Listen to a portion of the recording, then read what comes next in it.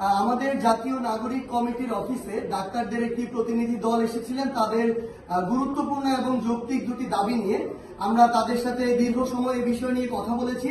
প্রথম দাবিটি যেটি ছিল যে এর পূর্বে, এই অভ্যুত্থানের পূর্বে যখন আমরা দেখেছি যে নর্মালি বিসিএস এর বয়স সীমা ছিল 30 বছর, তখন ডাক্তারদের এক্ষেত্রে বয়স সীমা ছিল 32 বছর।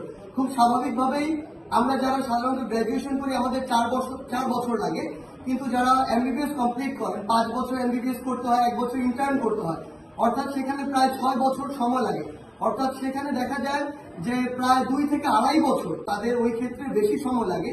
সেই যৌক্তিক বিবেচনায় আসলে 32 বছর ছিল ডাক্তারদের ক্ষেত্রে বিসিএস এর বয়স সীমা, কিন্তু এখন যখন সার্বিকভাবে সেই বিসিএস এর বয়স সীমাটি 32 করা হয়েছে, খুব স্বাভাবিকভাবেই তাদের জায়গা থেকে একটি যৌক্তিক দাবি এসেছে যে এক্ষেত্রে 32-এর সাথে ডাক্তারদের ক্ষেত্রে এটি আরো 2 বছর আরো যুক্ত করা প্রয়োজন, অর্থাৎ এটি 34 হওয়া প্রয়োজন।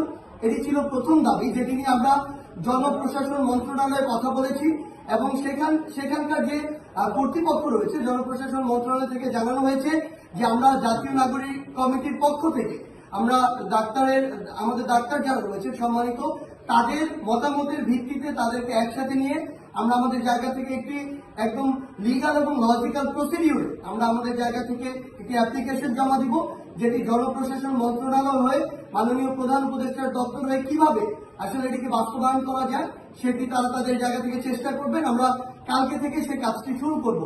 আরেকটি যে বিষয় নিয়ে কথা এসেছে সেটি হচ্ছে যে আমাদের যারা প্রাইভেট ট্রেনি ডক্টরস রয়েছেন, আমরা জানি যে তাদেরকে আসলে তাদের যে সম্মানিতি রয়েছে মাসিক, সেটি বাড়ানোর জন্য নির্দিষ্ট সময় পর পর আন্দোলন করতে হয়।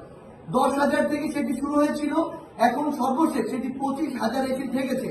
কিন্তু আমরা জানি যে বাংলাদেশের আসলে সার্বিক পরিস্থিতি, মুদ্রাস্ফীতি কিংবা সামগ্রিক বিষয় এই 25,000 টাকা আসলে একজন প্রাইভেট ট্রেনি ডক্টর যিনি রয়েছেন, যার পরিবার রয়েছে, তার চলা এই টাকা দিয়ে কতটুকু কষ্টকর, সেই জায়গা থেকে তারা আমাদের যে ডক্টরদের যে টিম এসেছিলেন তারা তাদের জায়গা থেকে জানিয়েছেন এটি যেন নবম গ্রেডের সমমান সুযোগ সুবিধা সম্পন্ন করা হয়।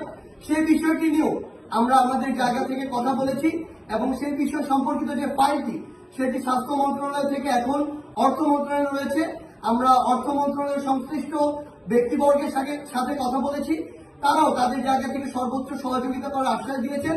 আমরা মনে করি যে এই যে দুটি যৌক্তিক বিষয় রয়েছে, দাবি রয়েছে, এটি নিয়ে আমাদের সারা বাংলাদেশের যারা সম্মানিত ডাক্তার রয়েছেন, ডাক্তারদের প্রতিনিধি আমাদের সাথে রয়েছেন এবং আমরা জাতীয় নাগরিক কমিটি আমরা একসাথে কালকে থেকে কাজ করব। আমরা বিশ্বাস করি যে কোনো যৌক্তিক দাবিতে বাংলাদেশের যে কোনো পেশার হোক, ডাক্তার কিংবা অন্য যে কোনো পেশার মানুষ, তাদের সাথে জাতীয় নাগরিক কমিটি একসাথে কাজ করবে।